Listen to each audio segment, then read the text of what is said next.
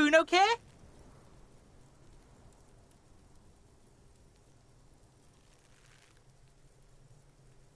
Yeah?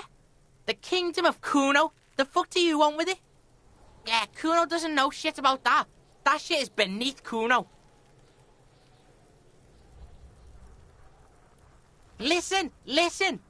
Kuno doesn't care about this small-time shit. Just listen. Kuno saw what you did there, dumpster diving. Sad shit. Kuno could hook you up with some sweet rags. Shit like Kuno's wearing. Your size, good price. 500 real.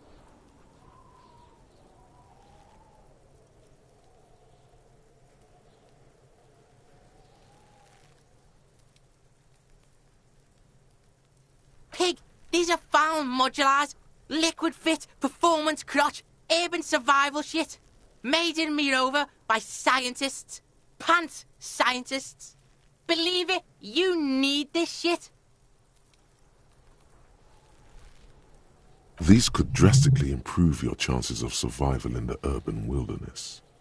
Coach Physical Instrument endorses these pants. They are tartan ready. They will also make you into an idiot.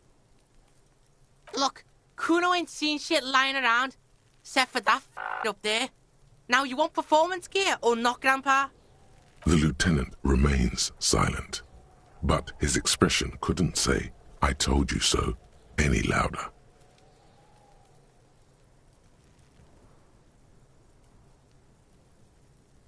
Whatever. Kuno was trying to help you, but you're too fat for fouling anyway, pig.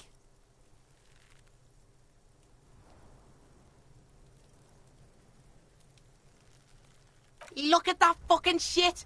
You're trying to get Kuno killed.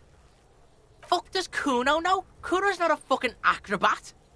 The lieutenant takes a quick note in his notebook. It's a trap, Kuno! Don't climb it, Kuno! The fuck? A mug in the trash? Is this about the fucking clothes again?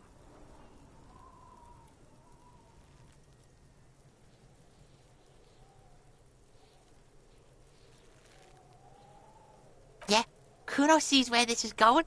Kuno's got that fast brain. You saying you pigs are after the mug fucker, 'cause he's the clothes fucker? I can't hear you, Kuno!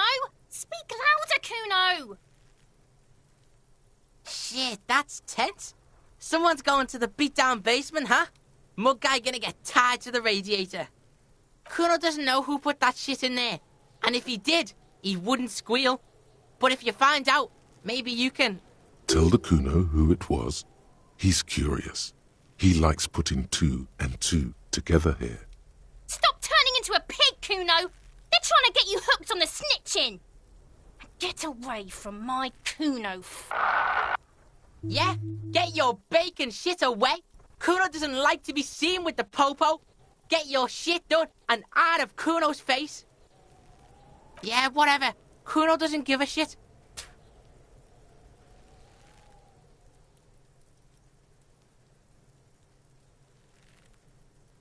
Kuno doesn't fucking care.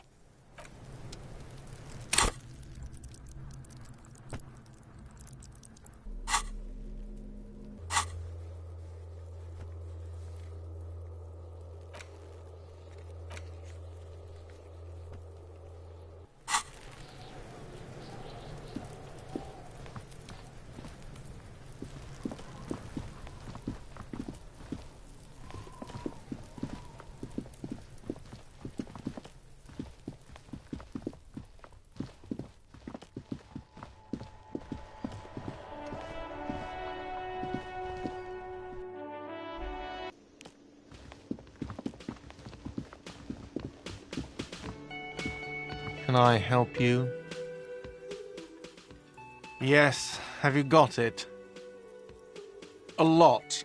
For the room, drinks, and broken window, 130 real. A lot. Like what? I was rarely enjoying talking about the money you owe me. Thanks. I hope you found what you were looking for. How strange. I certainly didn't put them there. Sylvie had the keys before I got here, and I can vouch for her. I can vouch for all my staff. None of us would tamper with the crime scene. The trash collection service, CS Municipal. I don't see why they would put anything in the trash, though. Ah, the elusive CS Municipal. I doubt we'll be able to track down who was sent here last and when. This will have to be one of those little threads that solves itself down the road. Thank you anyway. Yes? Absolutely out of the question. Absolutely in the question. First we find a sad banger. Then we sing this place to shit. Your body is ready, sire.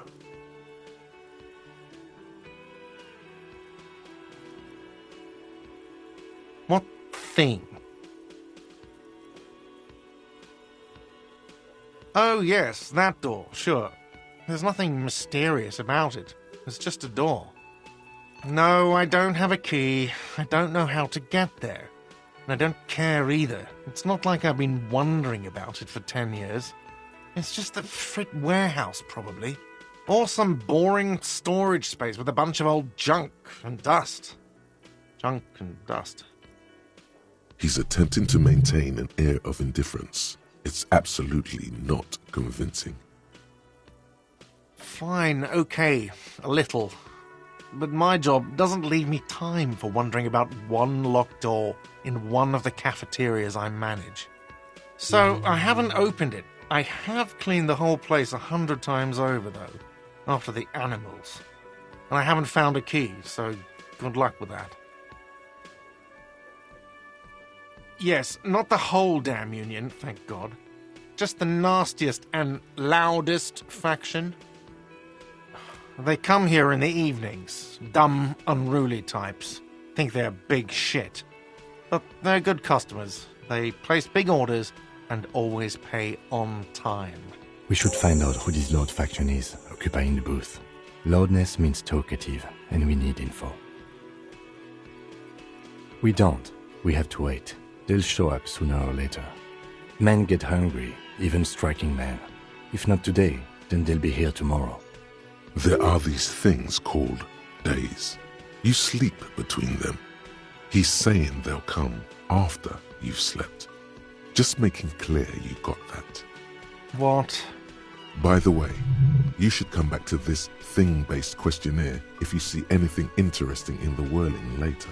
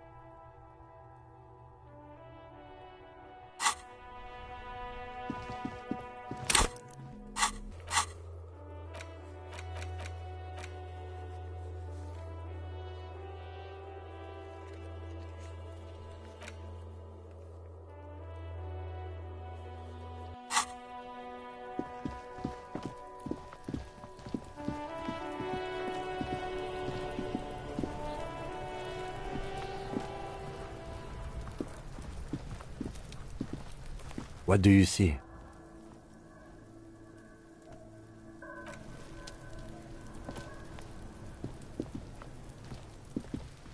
There he still is, looking right through you with his white eyes. The body below is entirely dedicated to that corpse smell. Emitting it is all it does now. Active decay. It's a... He's about to blow! Cop's gonna blow, Kuno!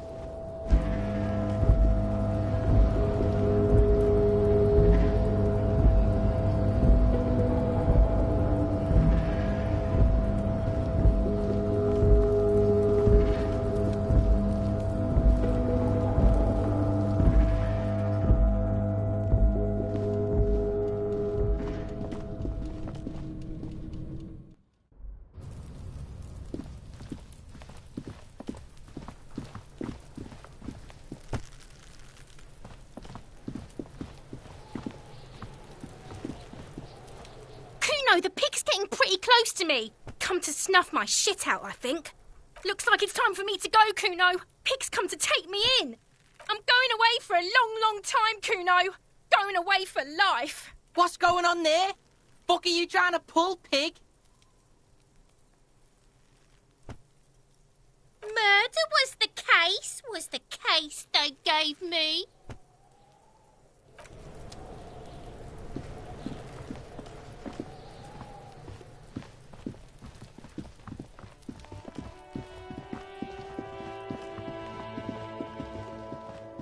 An old call box with a matrix of push buttons lists all the companies in the East Delta Commerce Center.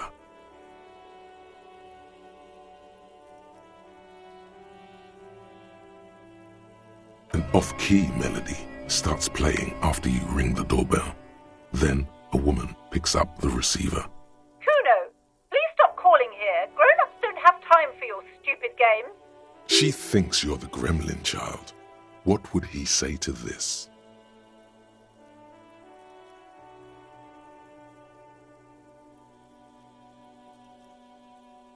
Oh, I'm sorry, officer. I thought you were...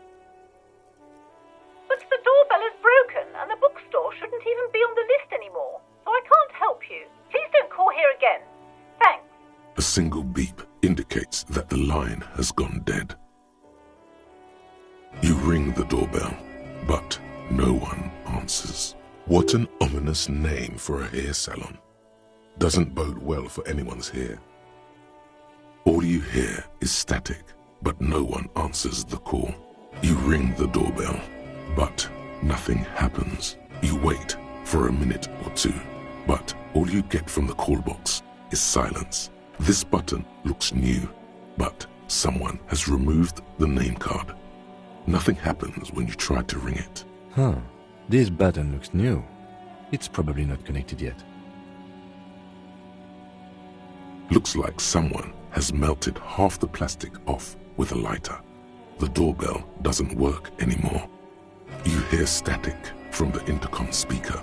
It sounds as if someone has picked up the receiver but isn't saying anything. Yes, hello. This is Tricentennial Electric. Have you come to place an order? She sounds almost antique, as if her voice was being played off an old wax cylinder. A receiver must not be working properly. My God. The lieutenant exchanges a look with you.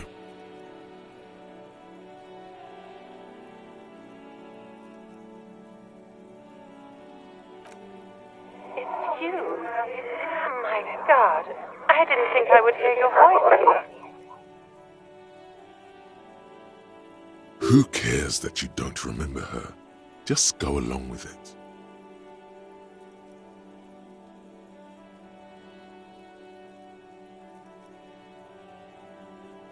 Michelle, just please.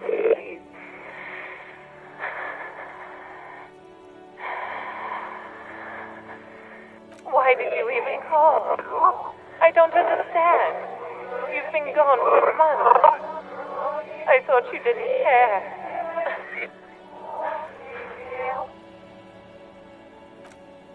Ever since I came to work here, it's been different.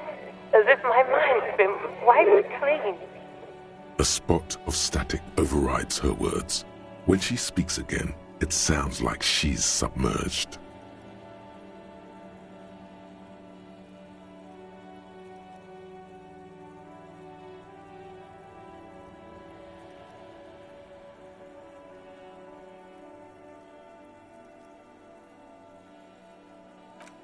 It's so nice.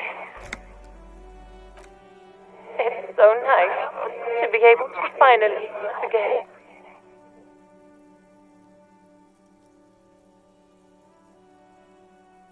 She sounds like she's about to cry. She doesn't answer. Silence. The only thing you can hear now is static and waves washing ashore on the bay. Another seagull passes by. It's getting cold standing here, staring at the silent call box. It must have been some kind of faulty wiring. We should maybe stop playing with this doorbell. It looks ancient. You press the number sign on the keypad that terminates the call. 12 name cards on the call box read.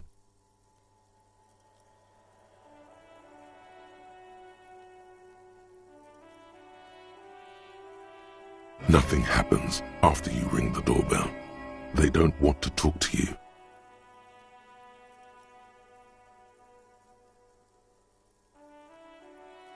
Silence. No one answers your call. Silence. No one's home at Fortress Accident. Silence. No one answers the doorbell.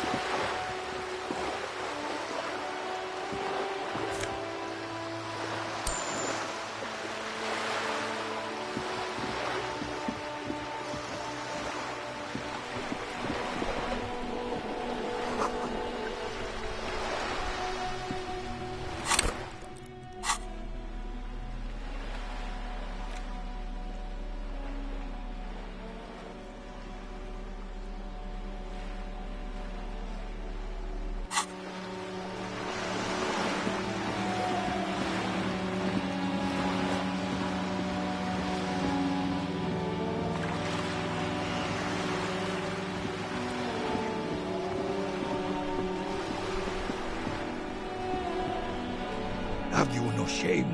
Whining about your back every time you bring out the measuring tape.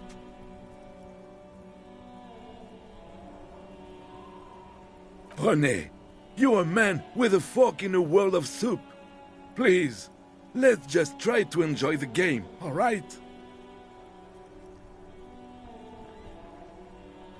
I'm trying to, but you keep breaking my concentration.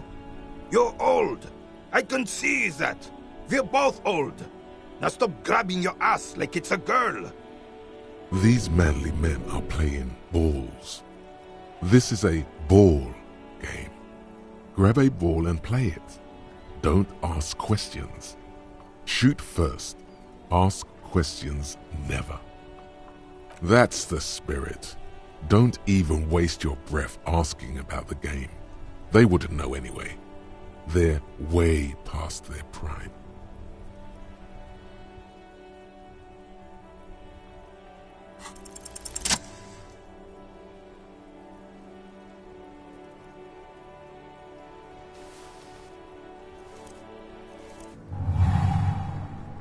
You are immediately surprised by the ball's lack of weight.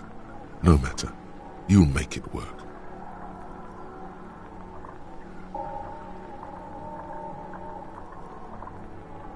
A chilly breeze ruffles your hair as you stand there, feet firmly planted. All sounds, smells, even the wind, everything fades until the only thing left is the union of man and ball. The cold metal ball is surprisingly smooth against your neck. It has a pattern on it, probably a sponsored ball. Yours would only be covered with bumps of learning and scars of victory. Already your muscles are adjusting to the weight, the nervous system calibrating, until you and the ball have merged into a single entity. The man ball is ready.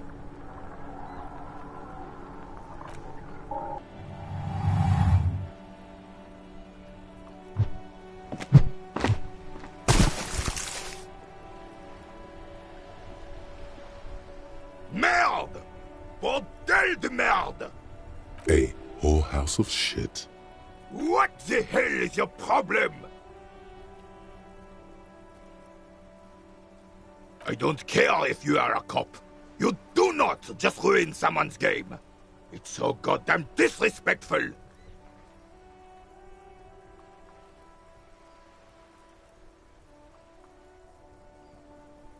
You vandalized our game, son. We can't play pétanque with 5 bull.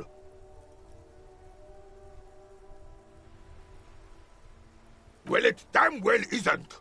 It's pétanque. You ruined a pétanque game. We want our bull back. Take it easy, René. This is just a misunderstanding, isn't it, officer? No harm done. Of course there's harm done, you orange slug. You owe us a goddamn bull.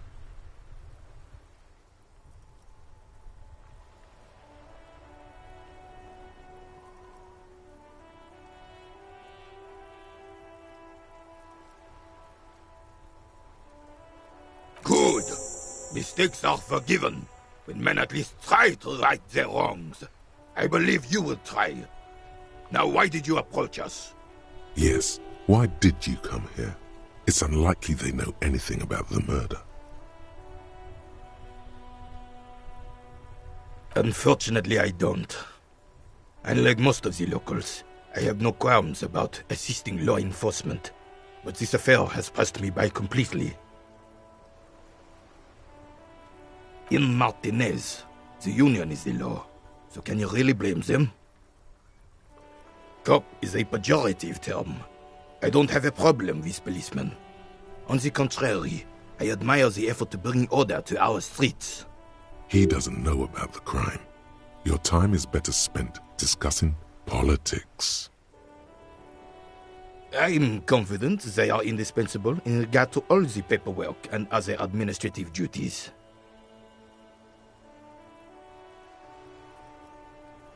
But you must agree that nature, in her infinite wisdom, has made men more fit to perform certain, more challenging tasks. Don't you, officer? Really, officer. Match an average woman against an average man in a dark alley and see who comes out on top. Gender equality is a very noble, very modern idea. But in real life, primal roles prevail. But I do not wish to discuss this matter further. Ah, yes! King Philip III, on his steed. A reminder of what Revachol once was. Oh, absolutely. At the mercy of a cocaine-snorting tyrant who emptied the treasury so he could sleep on a bed of gold. A superpower, feared and respected. A testament to what this country can be under the leadership of a true king. Someone who knows how to rule. Decisively, without fear of offending the sensibilities of the frail and weak-minded among his subjects. This is something the insurgents never understood.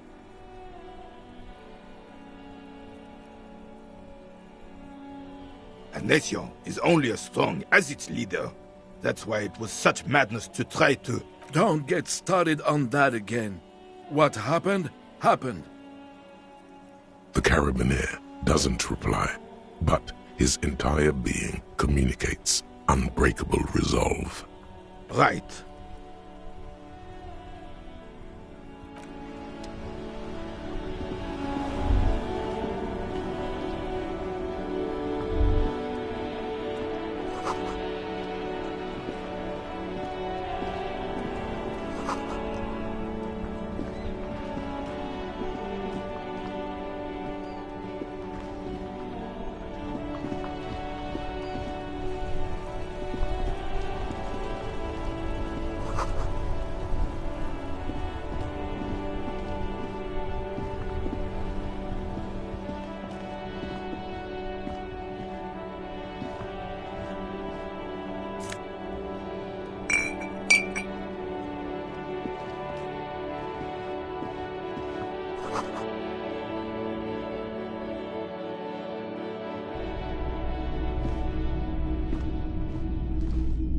It's not often that I see officers from the RCM in my pawn shop. What can I do for you? His courtesy is not insincere, but He prefers being alone with his projector, just watching the movement of light across the walls of the shop.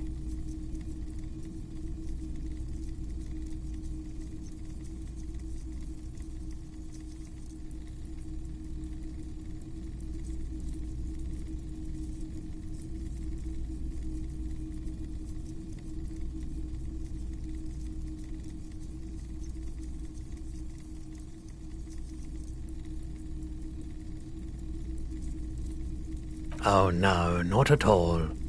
I guess I haven't had many customers lately, RCM or otherwise. Who are your customers usually? All kinds of people come through here. Locals, travellers, people looking for a deal, people looking for a keepsake. People who are terminally bored. As you can see, I have a wide selection of goods for everyone to choose from.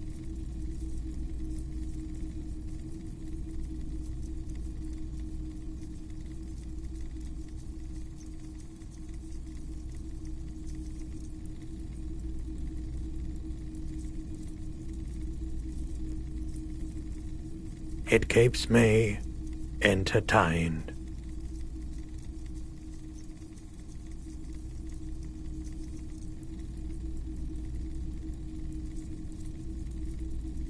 Someone else came here earlier today asking the same question. I promptly sold her the gun you pawned a couple days back.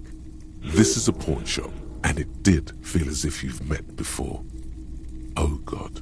The lieutenant shifts from one foot to another, alert. She didn't seem like a policeman, although she kept referring to herself as a pig, which was odd.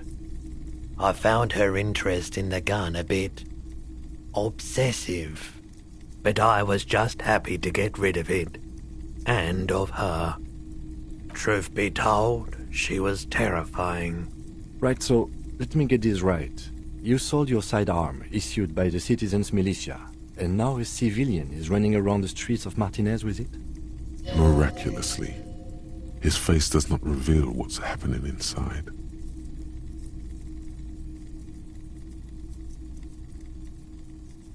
You're right that she could cast aspersions on the force. We have to find her. My apologies, officer, but I have no idea where she was coming from or where she went. A needle in a haystack. There is nothing you can do about it now. You'll just have to hope you luck upon her somehow. You were adamant about getting rid of it, officer. Said you were undeserving of a service weapon of the Revachol Citizens Militia. And I don't like keeping guns around the shop for long. Off-the-charts photon emissions. The unhealthy kind. He's not telling you the whole story. It seems he's trying to spare you. You weren't quite yourself, officer. You were very distraught. You said the gun was a threat to your life and that you can't trust yourself with it tonight. And that you need the money. When I said that I don't normally buy firearms, you put the gun barrel in your mouth and sort of sucked on it. Then I agreed to take it. Very normal behavior. You must have been in great shape.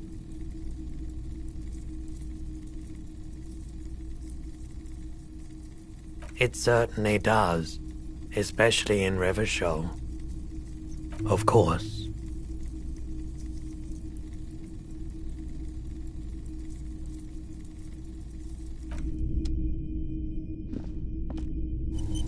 A typical Martinez streetlight sits among assorted floor and table lamps.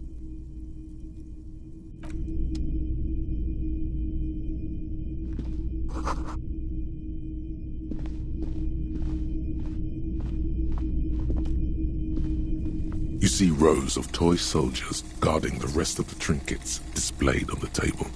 Some on horseback, others in rags, others yet in bright blue uniforms. All are stern and unyielding in their duty.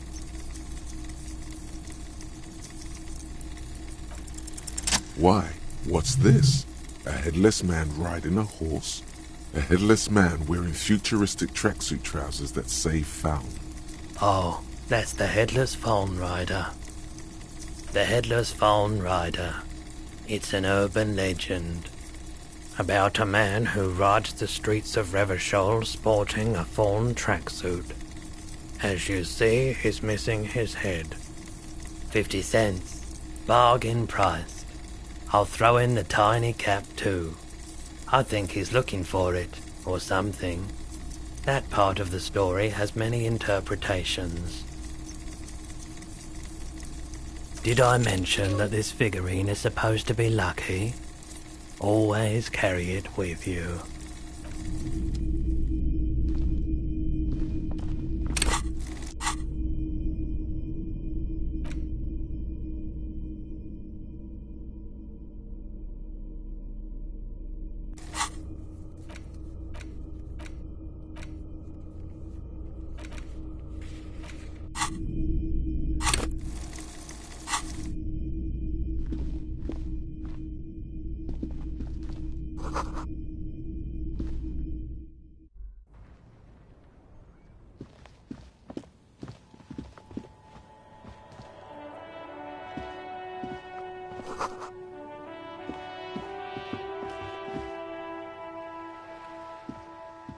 A couple of indicator lights are missing from this control panel. Loose wires dangle from the now vacant holes.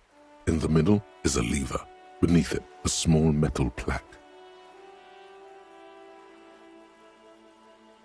This panel usually closes the waterlock, turning it into a bridge that lets you cross the canal. But there's a crashed salmon and butter sign in the way. Pulling the lever probably won't do anything. You pull the lever all the way up until the metal clicks against the contact pins. You hear a soft clunk. Then nothing happens.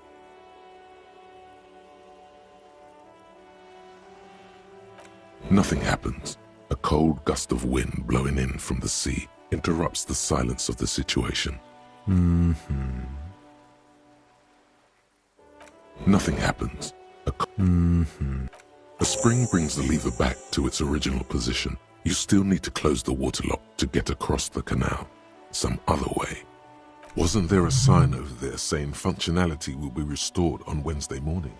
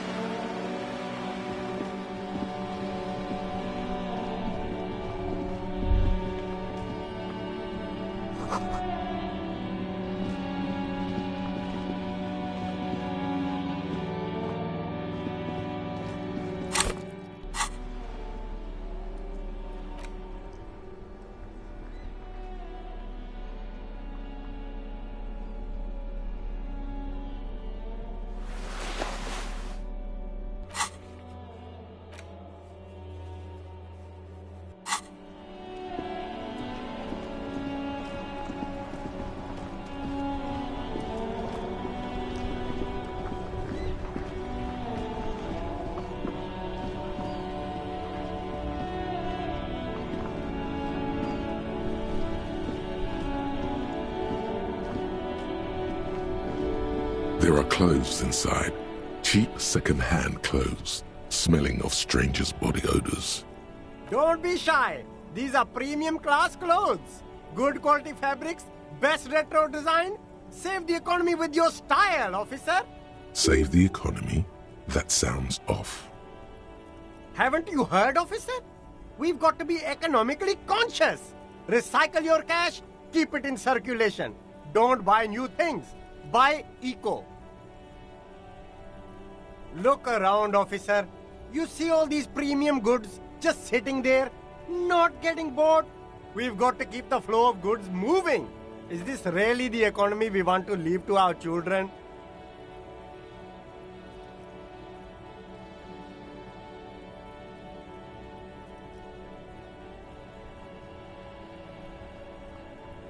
Too bad, officer. Kids make it all worthwhile. Without kids, who's going to be around to enjoy the economy? Don't let me stop you. Open the box and browse a little. You find your hands deep in tattered and faded garments made from weird polyester blends that make your body itch and sweat in all the wrong places. Economical, but also trendy. Look first hand, buy second hand. Keep the economy moving.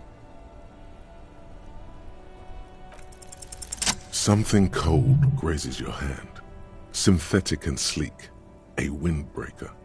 Surf, it says, but also wind, summer, 100% waterproof, and sport. All in different typefaces. Good choice, officer. Mega sporty. And it's only $4.50 for you, sir.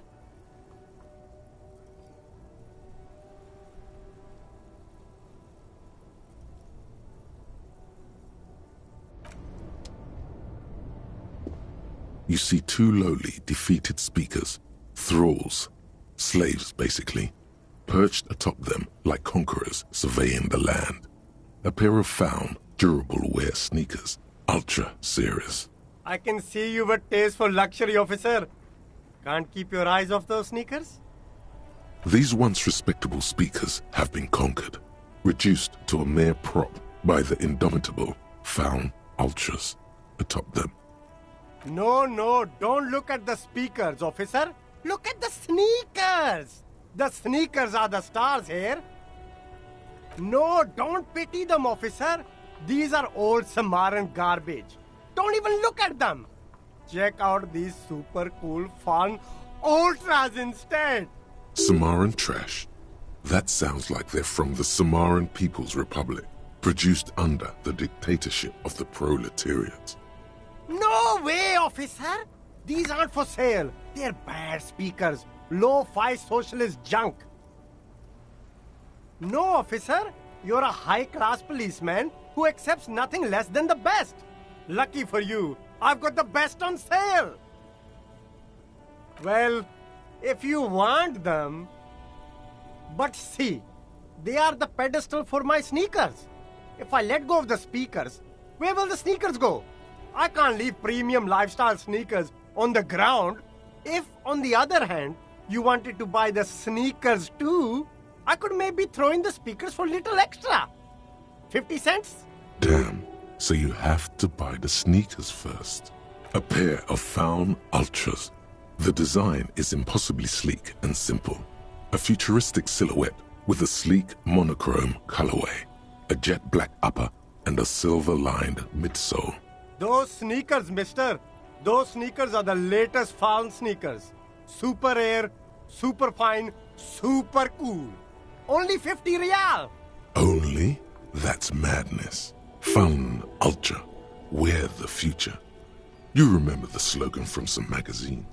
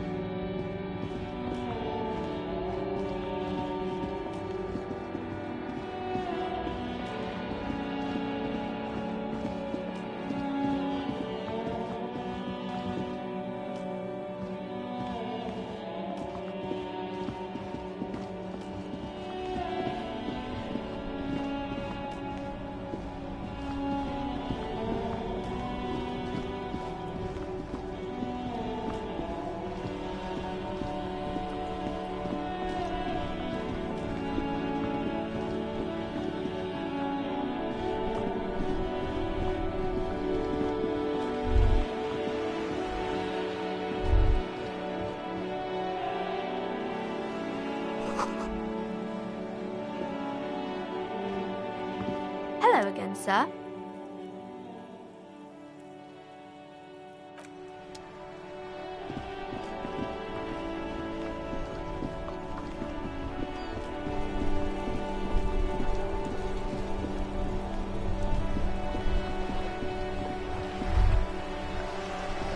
The sight of bullet holes stirs something in you, making you forget the lieutenant's surname. The faded marks are too degraded to draw any forensic conclusions, just chips in the sandstone. Where? There? Those are old.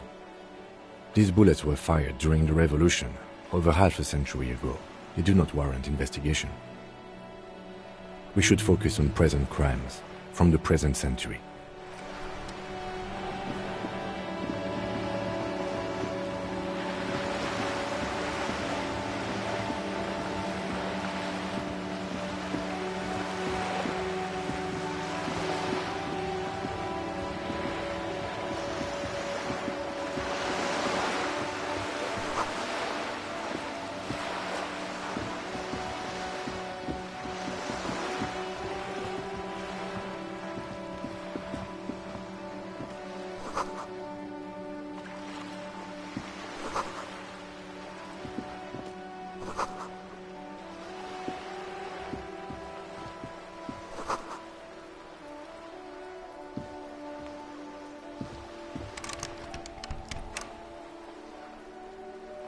Hey, up here, Piggo.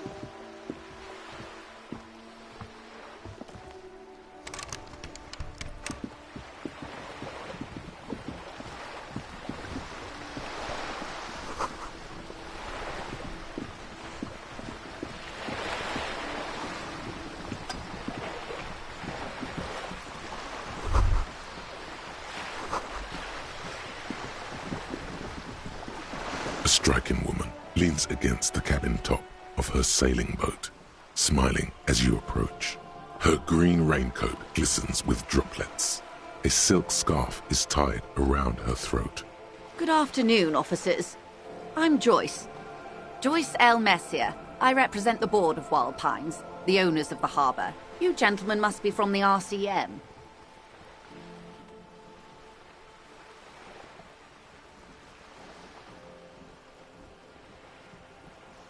Nothing, honestly. I've said it to every drunk in town, and you're the first one who's responded. Relax. She meant it in jest. I'm glad to see you here. I was dispatched to handle a strike, not a lynching. Anything I can do to assist the RCM in this matter, I will, gladly. That is good to hear, madame. My colleague will take the lead on this interview. I should let you know that he is recovering from an unusual medical episode. Very unusual. But I can assure you of his ultimate competency. There's a trace of irony in his voice. Mischief, even. The lieutenant is hatching some scheme. How interesting. I wish you a swift recovery. In the meanwhile, you have my full cooperation, and the full cooperation of the Wild Pines Group.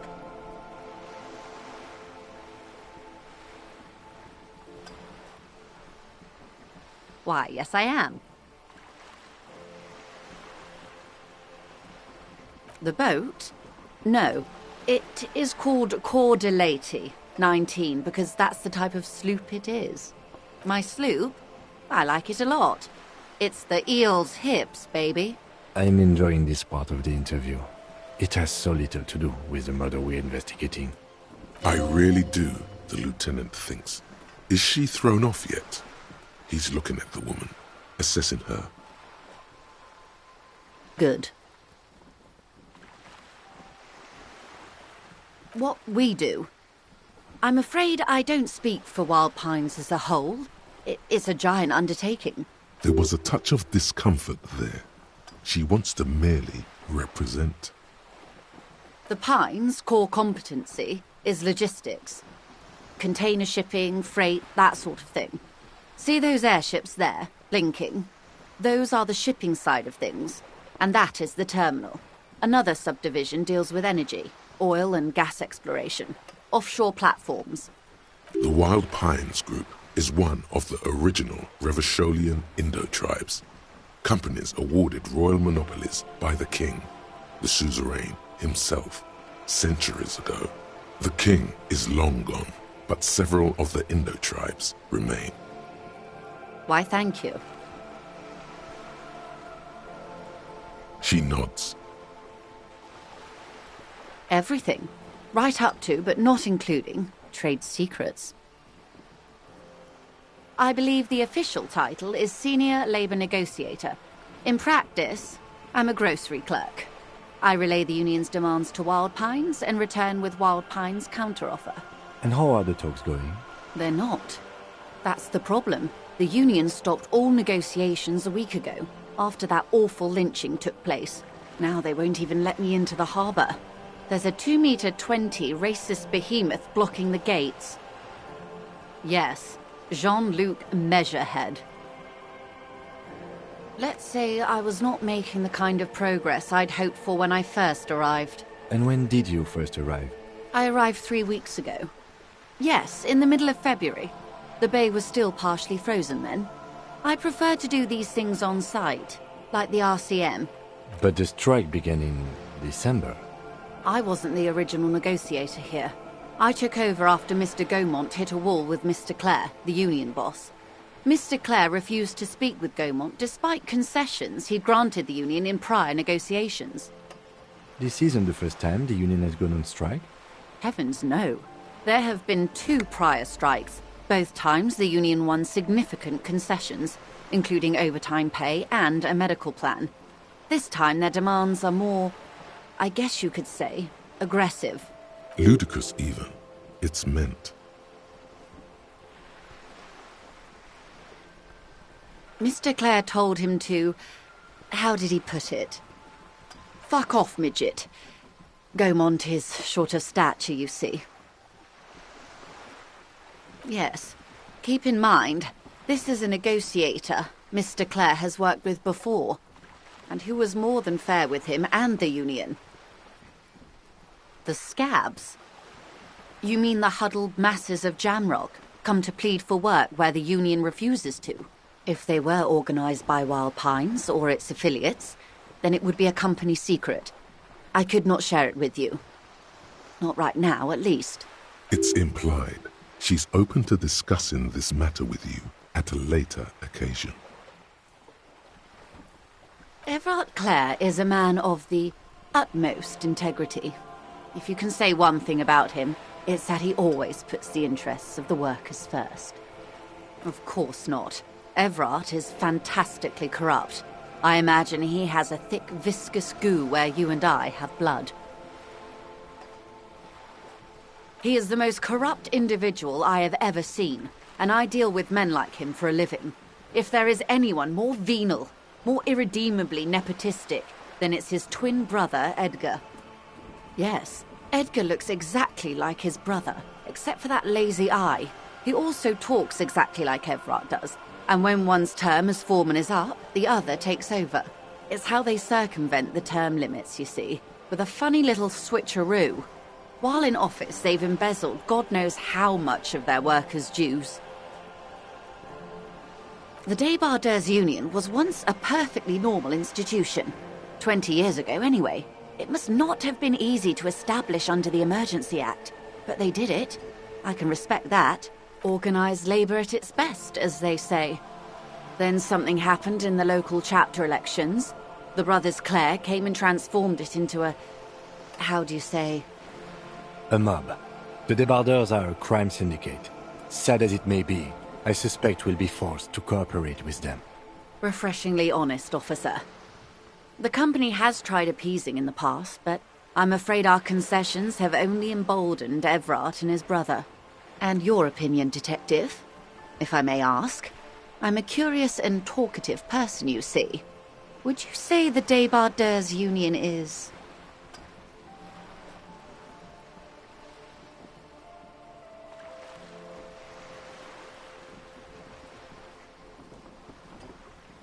Of course, officer. I'm glad you asked. There was a woman, the previous forewoman of the union. She disappeared. Disappeared? Yes. On the last day of the local chapter elections, her daughter phoned in and said she wasn't running anymore, or coming to work. Ever. End of story. Downright haunting, if you ask me. The Wild Pines suspected foul play, but what could they do? It was a union matter. The point of the presentation is, these kinds of things happen around the Clares. Watch out when you're dealing with him. Thank you for your concern, ma'am. We'll be just fine. There are leaflets everywhere, and banners. What did they say again? Oh yes, every worker, a member of the board. Most of the workers probably don't know what that means.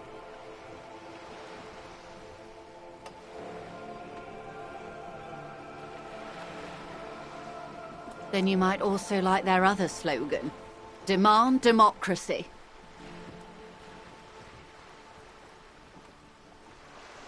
Personally, I agree. It lacks the pizzazzo of every worker a member of the board.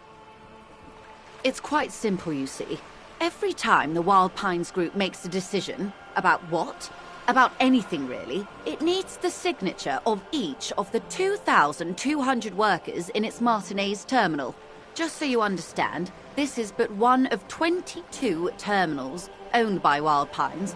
Essentially, not only are they kings of the company, they are also kings of the 72,000 employees of Wild Pines Group.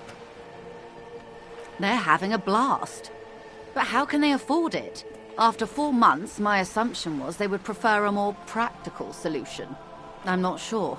Naturally, I assume that was just their opening position, a hard-nosed tactic with a side of mockery.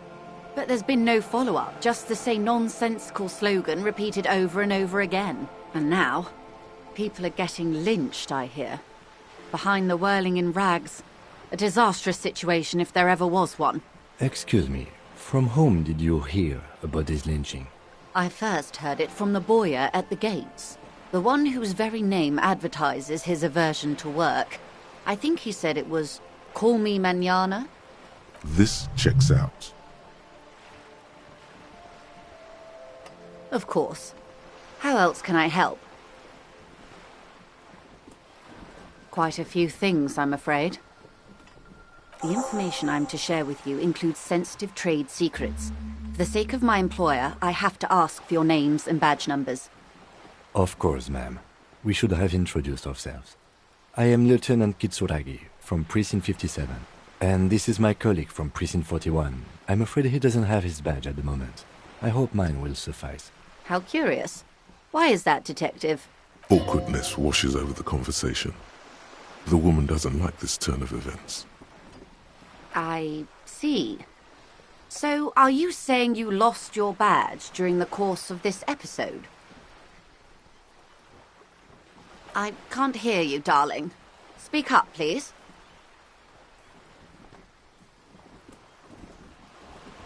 Oh, dear. Some kind of encephalopathic amnesia. I don't even know how to respond.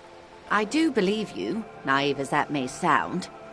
I simply can't imagine what you gain by faking such a condition. As I said, ma'am, his technique may be very unconventional, but he is an officer of the RCM. Of course, I sympathize, but I'm afraid I simply can't share anything more until I've seen that badge. She's a professional negotiator. She should be open to some sort of mutually beneficial arrangement.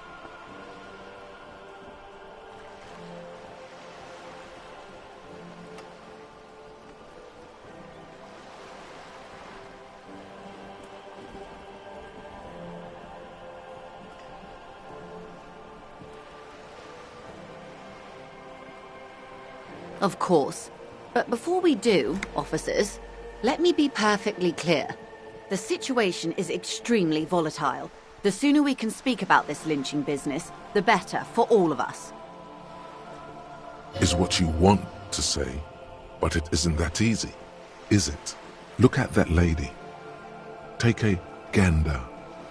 Squint your eyes, bub.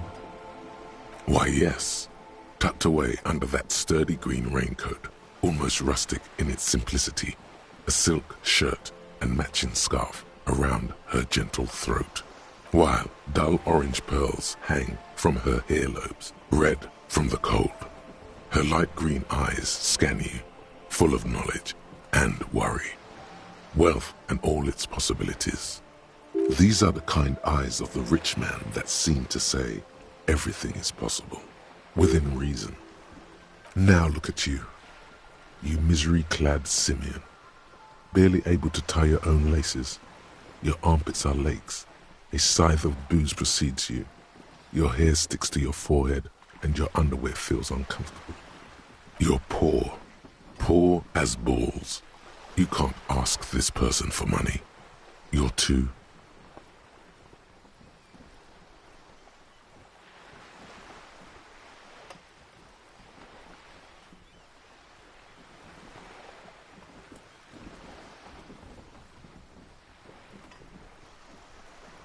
Oh, but you are. Too ashamed to ask this person for money. Too scared to belittle yourself in her eyes. Those half-precious stones of Ur-Denil. As I was saying, if there's any way I may be of assistance, please don't hesitate to ask.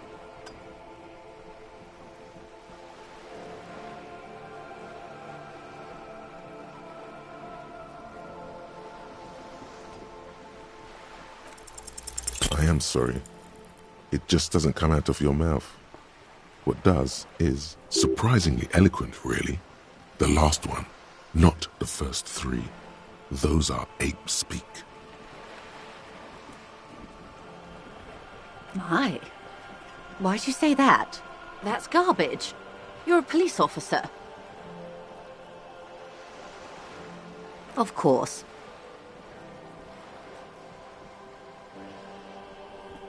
This reality. Yes, reality is your side case. An experimental side case.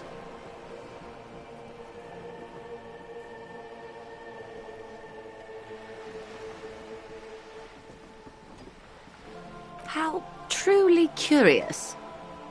A sort of philosopher detective. Are they now? A deep synthesis. I'll assist you however I can then. Go ahead. Ask. All right, we're in.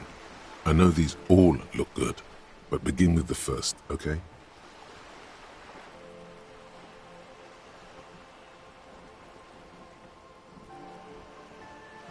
We're in Martinez, baby. A casual term of endearment popular among the 50-plus crowd. It's a disco holdover, pay it no heed. Aren't we all? She refers to your corresponding ages. Martinez is a district of Revachol. A very small district tucked away near the industrial harbour. North of the 881 and Jamrock. You would be excused for not knowing about it. Unimportant, they say. Forgotten, even. Shelled to smithereens during the Revolution. It has its charms, just not this time of year.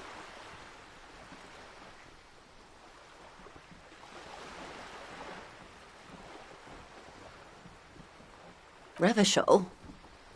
Revachol is what you call a city. The great kind. History detective. They built this city to resolve history. Our part in it, at least. Our centuries. They say it's where the terrible questions of our time will be answered. The tensions are highest, the fault lines deepest. By that I mean conflicts. Ideological conflicts. The stuff of men. We are standing on a fertile, self-sufficient island able to sustain up to 200 million people in the middle of the Insulindic Ocean, the world's connective tissue. It's where the money is. Oh, we're quite a way off. About 22 kilometers from the center of the world. That soldering iron is the Bank of the World building. The bottom floors are Insiacom. Coalition government, Insulindian Mission Command. Silence. She lowers her hand. The water, the light. It's as though you're seeing it for the first time. There is no recognition, only the immensity of the sea and the cold radiating from it.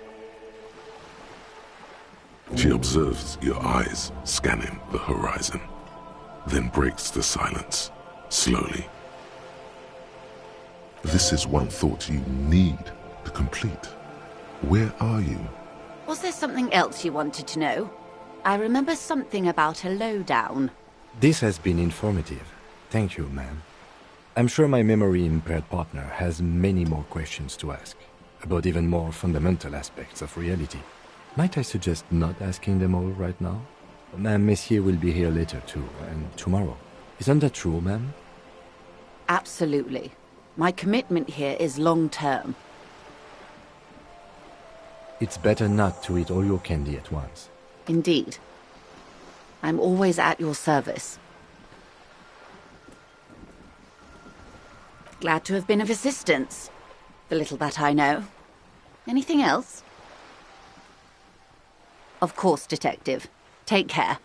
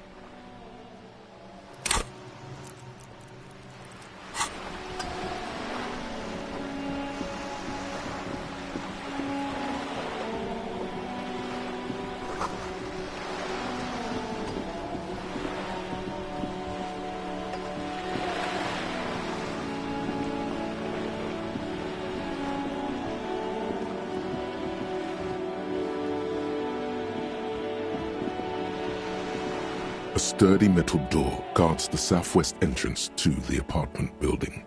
It's locked. The door rattles against your knuckles, but there's no response. The door rattles again, but this time you hear an elderly woman's voice calling out from inside. Stop banging on the door! I'm not letting any more strangers inside. Doesn't matter who I am. Now go on, get out of here. Ha! The police? Everyone knows the police don't come round here. No, I already told you. I won't be responsible for any more strangers getting into the building. Go check the backyard door. Maybe someone there will. Backyard door? There must be another entrance to the east.